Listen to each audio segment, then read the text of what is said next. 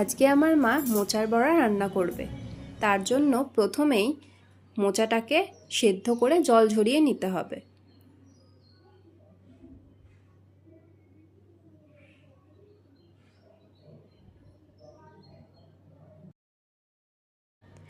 তারপর সেখানে নুন দিয়ে ভালো করে চটকে নিতে হবে।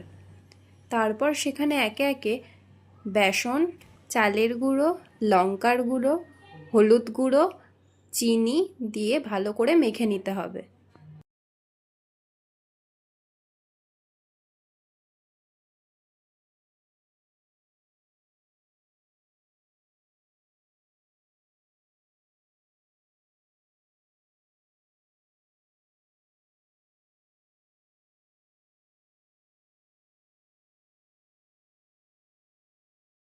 এর মধ্যে পরিমাণ মতো লঙ্কা দিয়ে মেখে নিয়ে সেটাকে কিছুক্ষণ ঢেকে রাখতে হবে।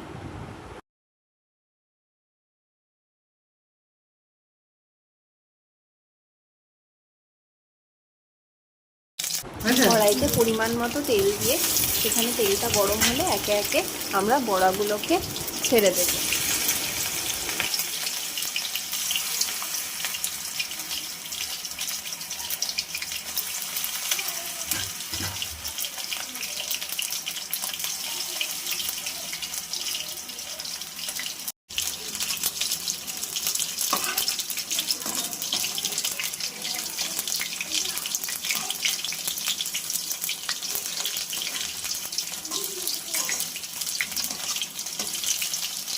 এইগুলো লাল লাল করে ভেজে নিলেই তৈরি হয়ে যাবে মোচার বড়া।